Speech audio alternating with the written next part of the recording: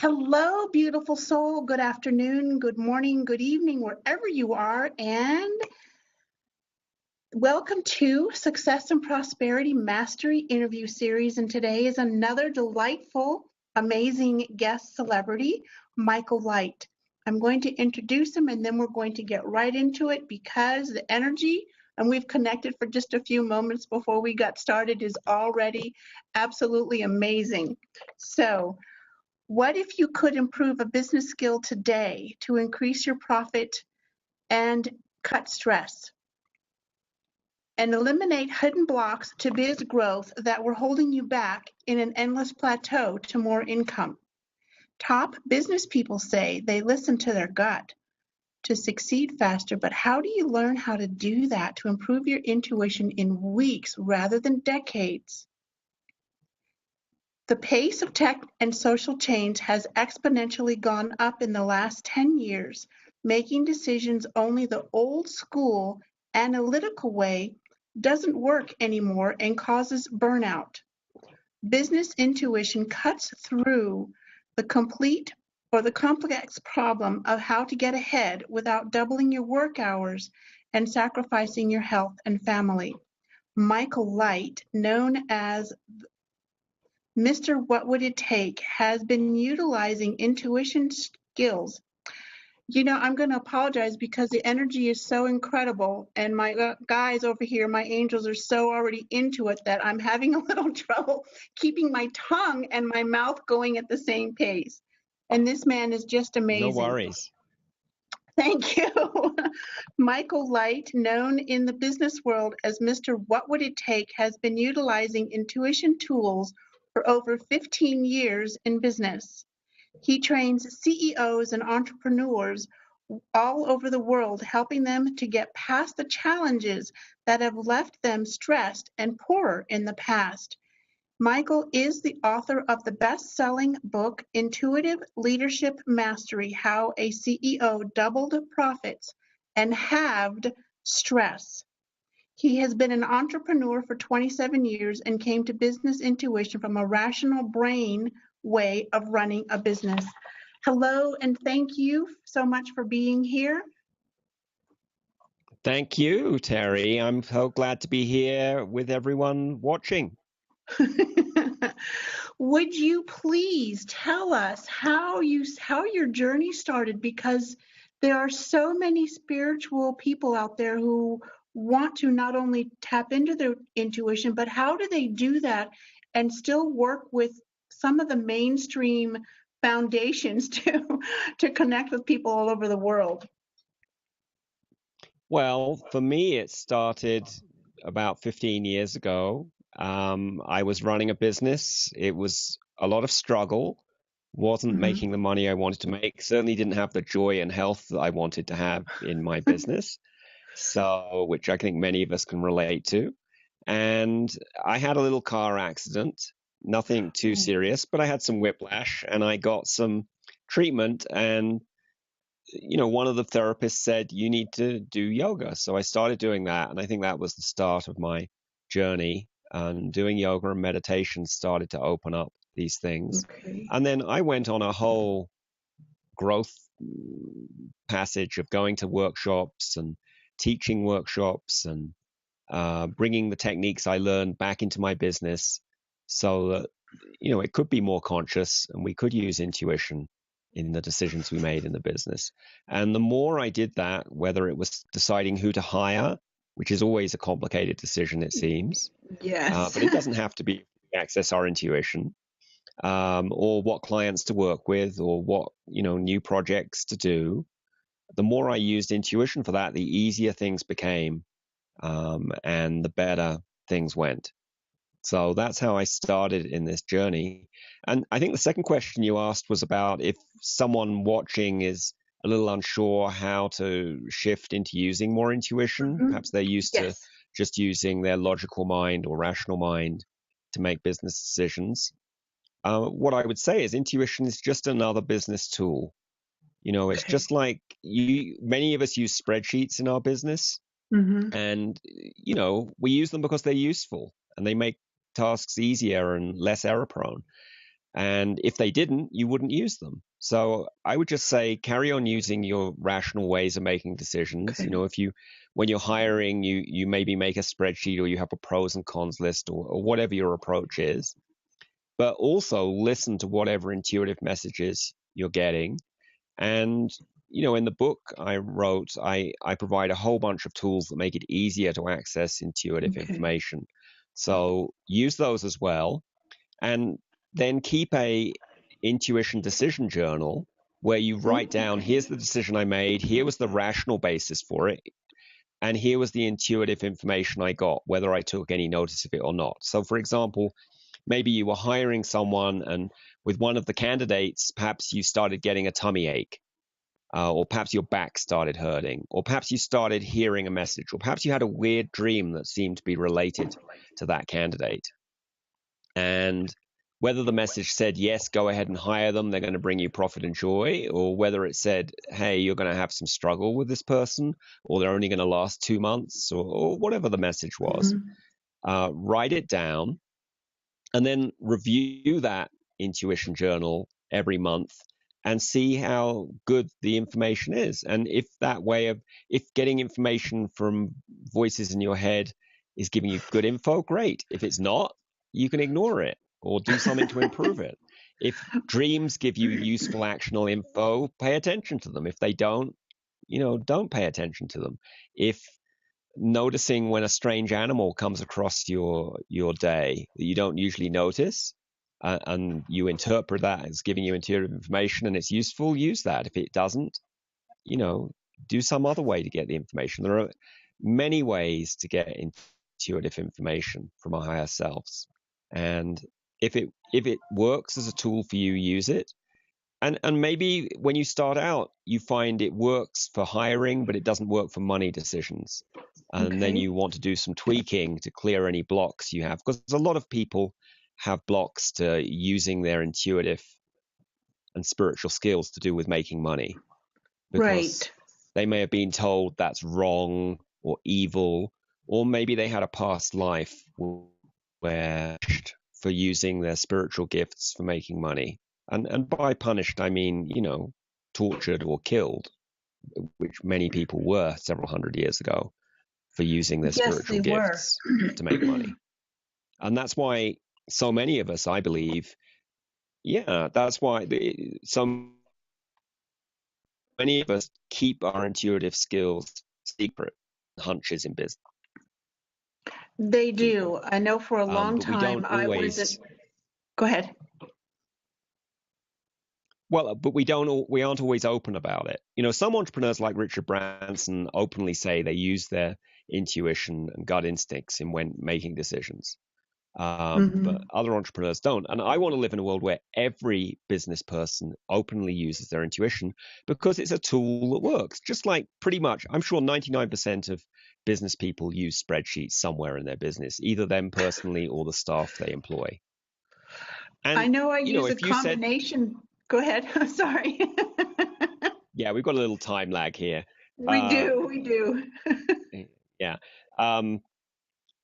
If I said to someone listening who has a business, do does your company use spreadsheets? And they're like, oh no, I don't trust them. That's too newfangled, You'd think, hey, why? It makes their life easier. I mean, I guess there might be some business where spreadsheets are totally useless, but it's hard to think of what that would be in some aspect of the business. And the same thing will be true of business intuition in the future.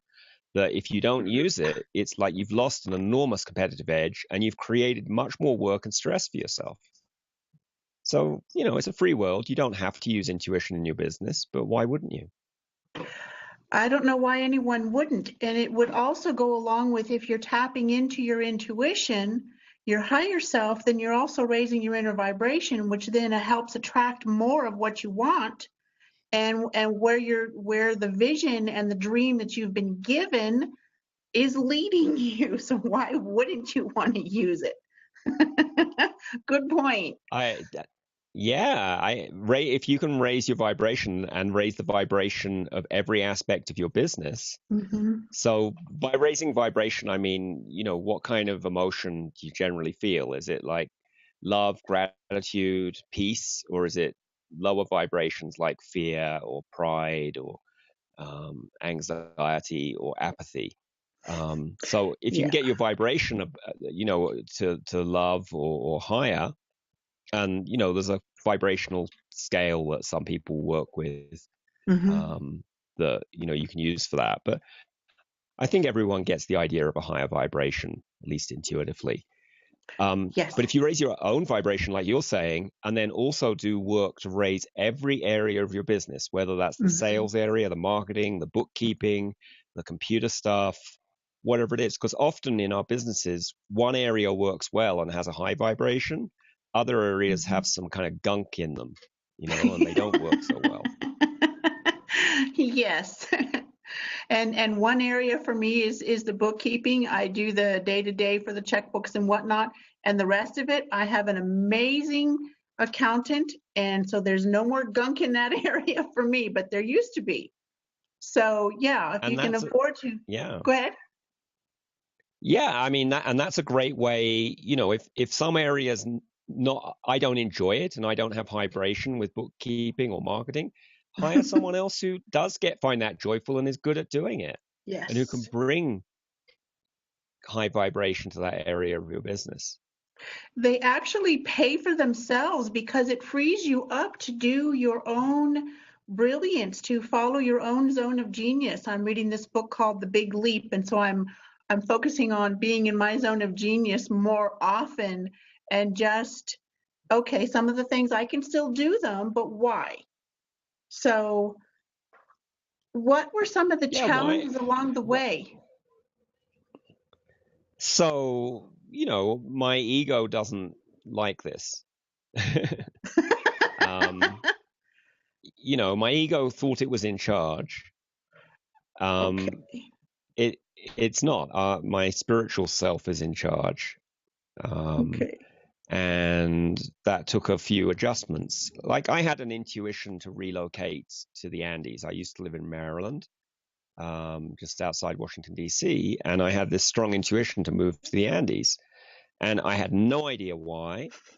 I didn't know where I was going to go exactly. I mean, the Andes is thousands of miles long, right? I didn't know, I didn't really, at the time it first came to me, I didn't know anyone there. But I just kept getting this message I should go. And I did book a plane flight. I did keep telling friends and eventually found someone I could stay with her family for a few weeks, in Wow. Bolivia. And my ego was like, why are you getting on this plane? What are you going to do there? This is crazy. Don't do it, And I just had to, it was like listening to a drunken monkey. I had to kind of tune I it love out. that. And as soon as I got there the next day, I felt so good being there. The energy was so much better, that I just knew I'd made the right decision. And I didn't, I just decided initially I'd go for 3 months and see what it was like. It was kind of a Hmm. reversible decision. And then it all worked out, and I'm still here. I'm now in Cusco, Peru, which, I found it had a Wow. better vibration for me than La Paz did. How amazing. And look at technology. You're in Peru, in Cusco, Peru, and I'm in El Paso, Texas, if I can say it straight. And here we are connecting and offering your pearls of wisdom, your challenges and lessons learned with people who knows where they're going to see it, where they're going to be from, and tapping into this video interview at some point. That's, it's amazing. It's simply It amazing.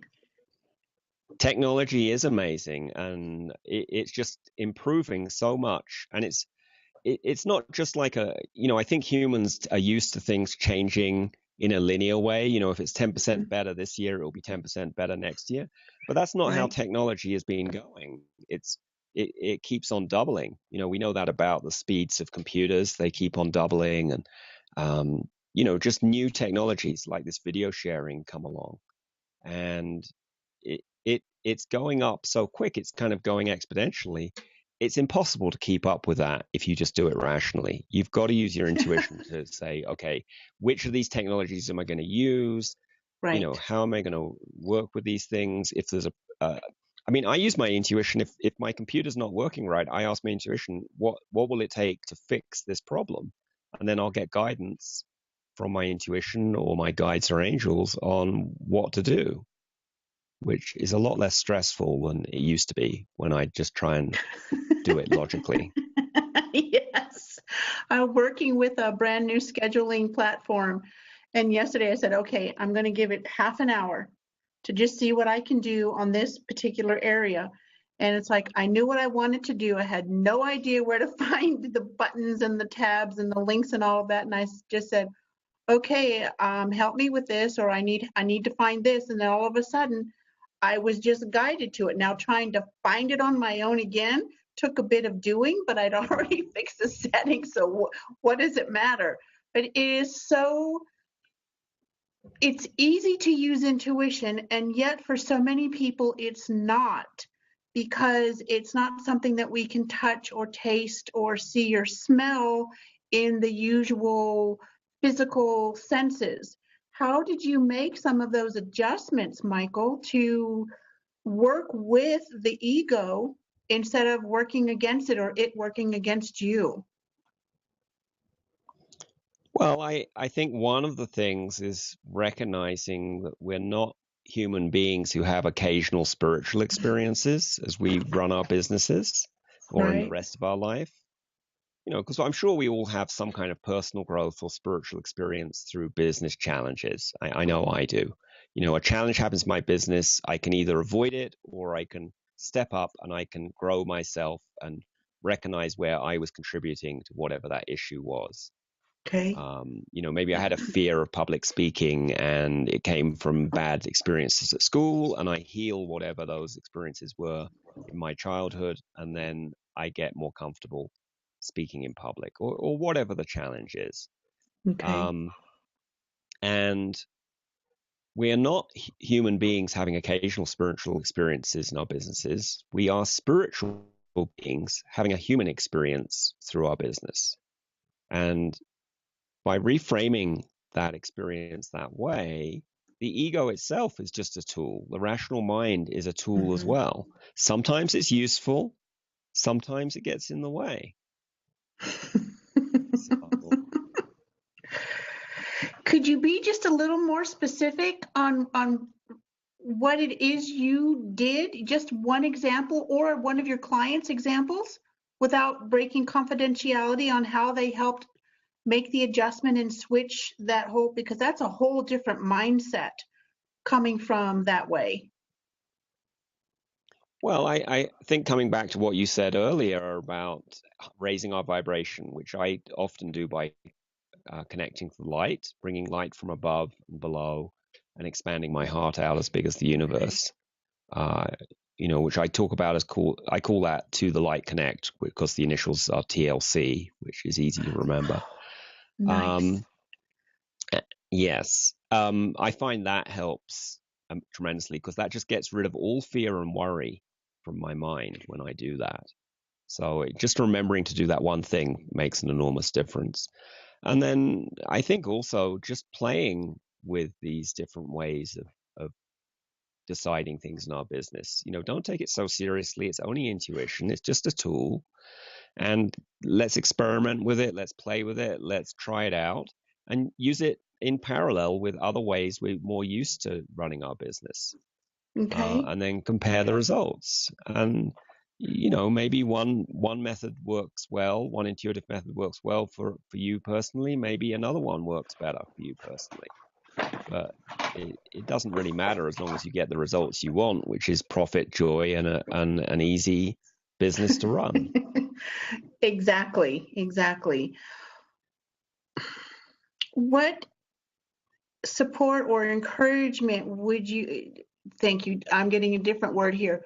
What advice would you give someone who's either just starting out or trying to marry the two, the intuitive with the practical, rational way of doing business? How did you marry that for you, blend it?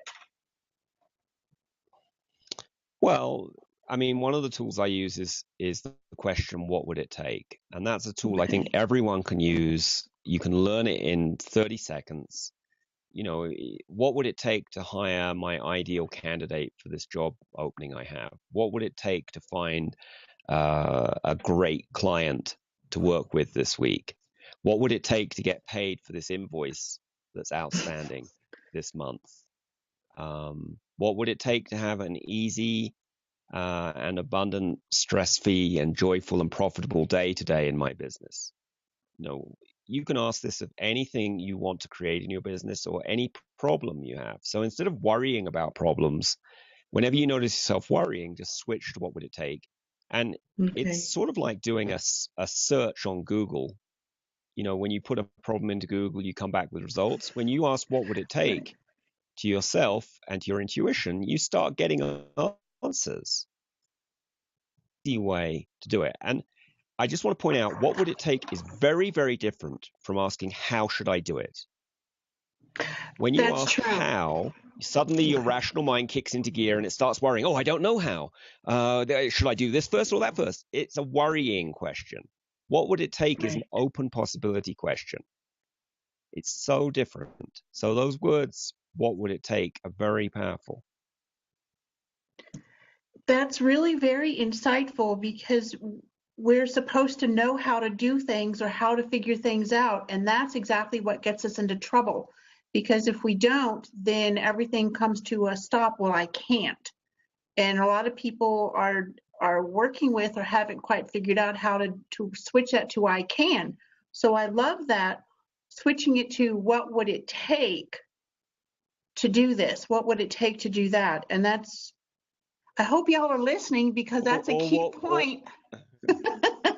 Yeah, and it might be what would it take to have this result.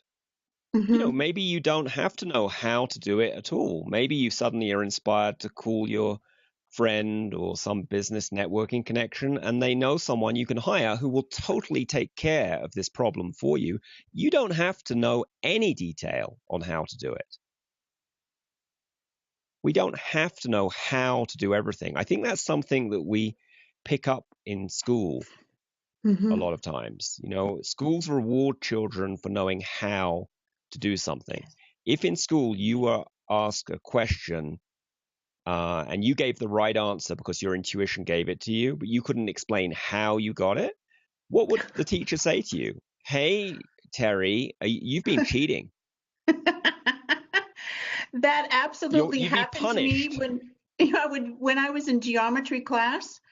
I d- Hmm. I had no idea what the rules were or how they worked.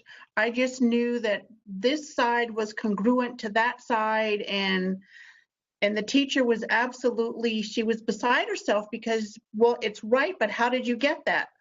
I just know. Didn't help me. It get me from a D minus to a C minus just so she could get me out of the class. I never took another math class in my life. But it's true when you're Yeah. trying to figure something out and you get an intuitive answer and you're in mainstream wherever, education, you can't always explain how you're getting this information because it's not normal, whatever that is. Yeah, it doesn't fit in with that rational way of thinking that school is Mhm. designed to create people who follow the rules and obey orders, to take it to the extreme of what it is, even to the point of when the bell rings, you're supposed to stop.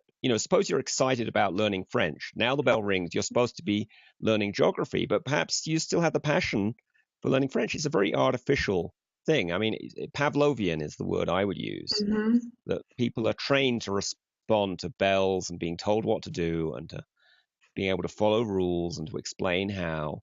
It's Mhm. designed to produce factory workers and soldiers. That's what the US education system was created to do, and the German education system that it was modeled on. The German country needed conscripted soldiers who could read and write, who would follow Wow. orders without having to think about them. So they designed their school system to churn out the kind of person who could read, write, and would follow orders without thinking too much.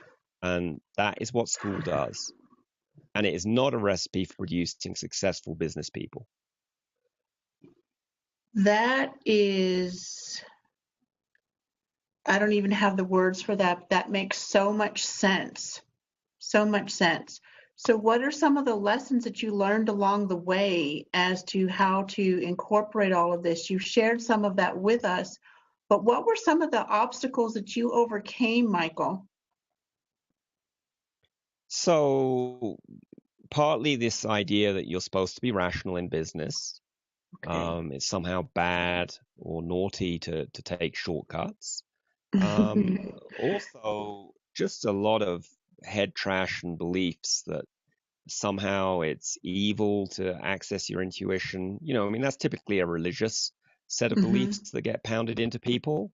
And Right. yet, all the saints and prophets in the Christian tradition and the Islamic tradition and the Hindu tradition, they all get messages from God or their angels or whatever.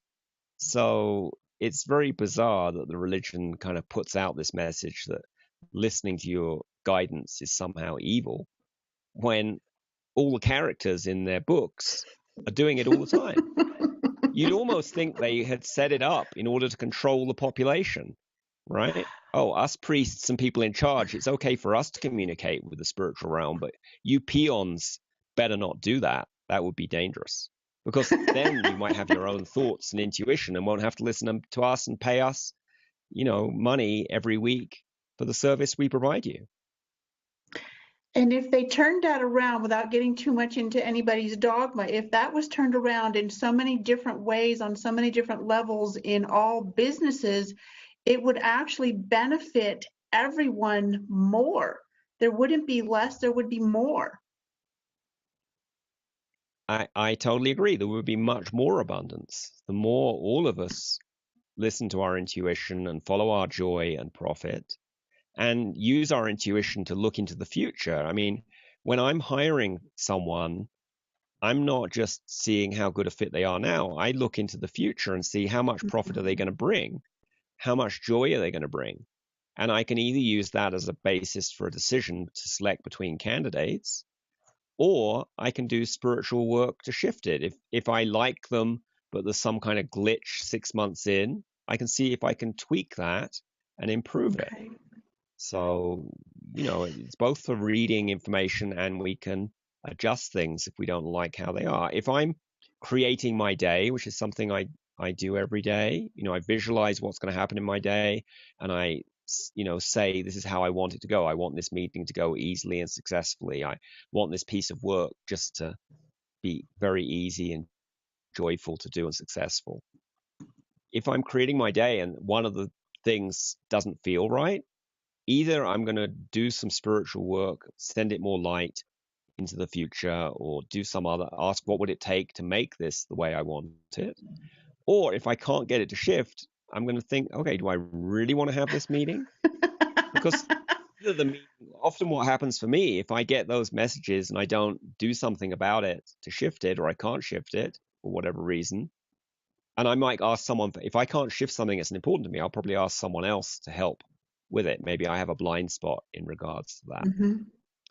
But if I went ahead with the meeting, it probably either wouldn't work out, or the other thing that sometimes happens is the meeting just doesn't happen. The other party just cancels at the last minute or has to reschedule or something else happens.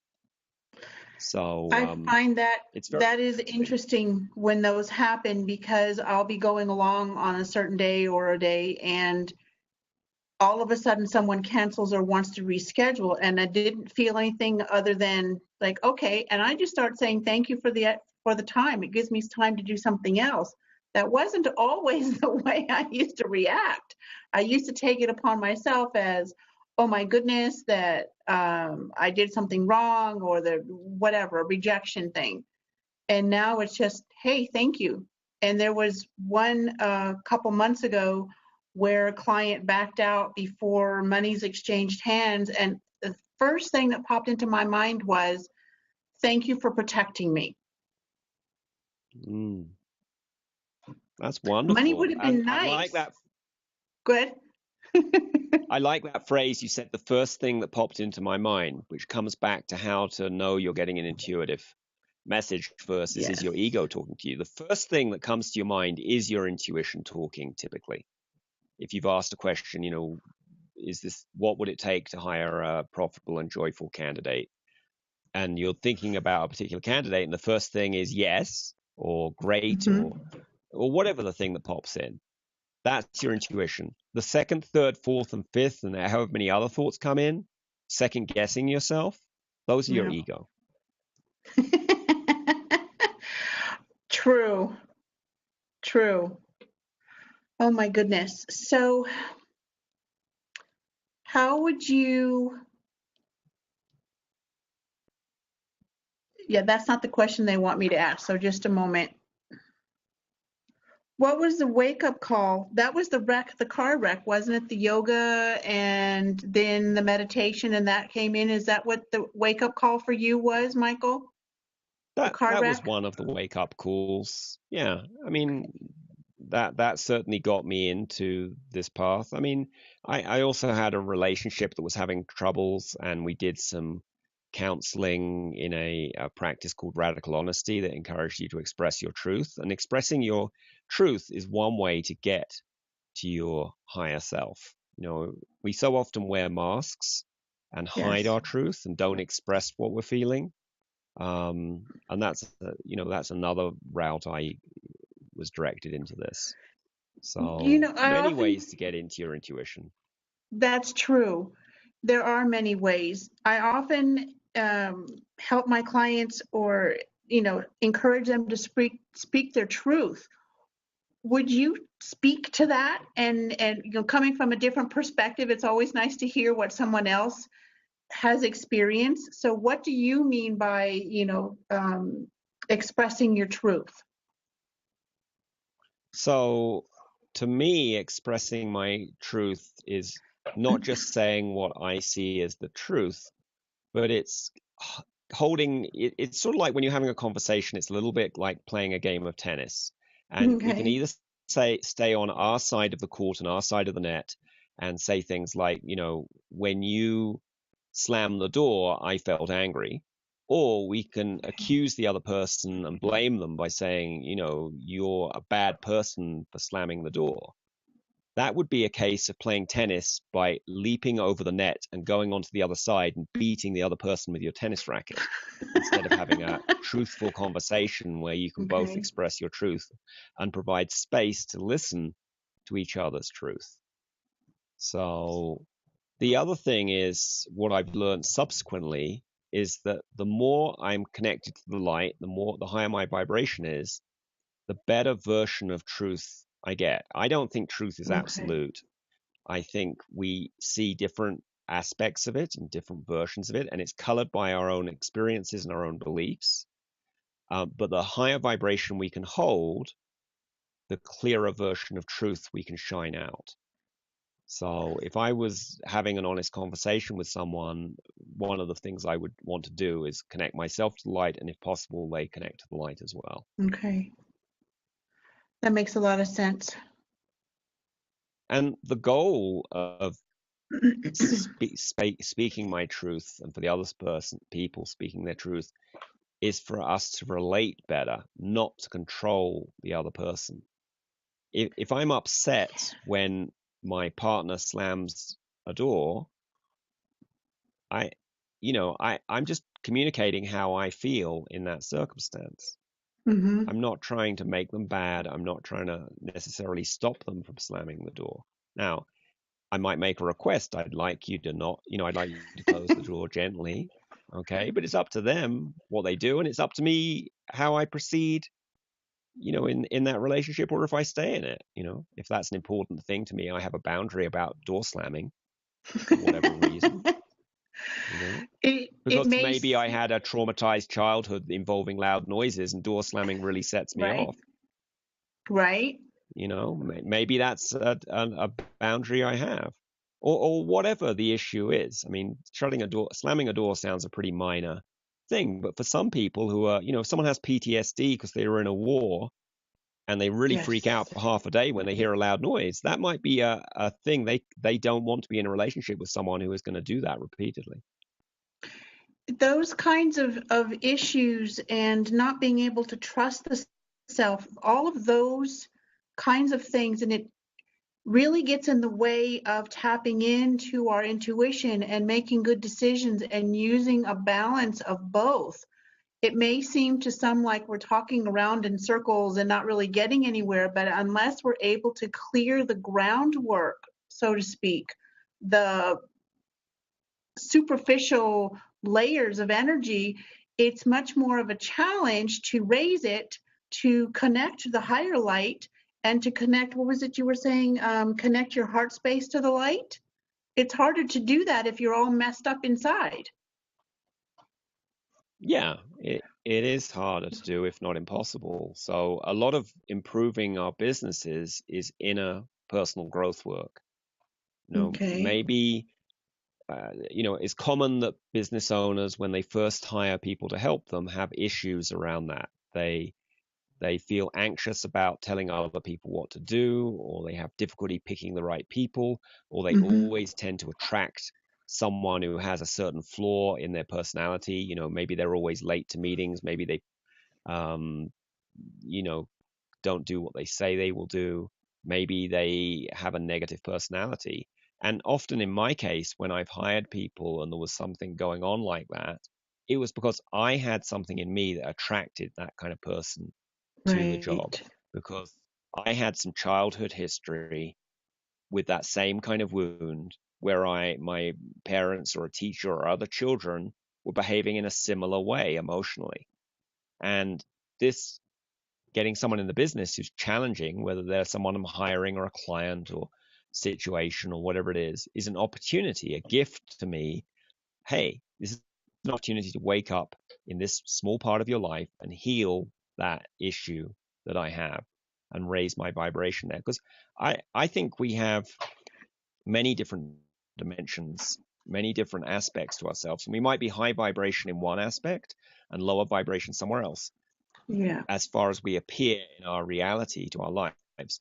Really, we are the light. We are spiritual beings. We are part of God, each of us, as is every part of our business, is also part of God and is part of the light. And we just pretend, we create a set of beliefs that make us seem small and insignificant.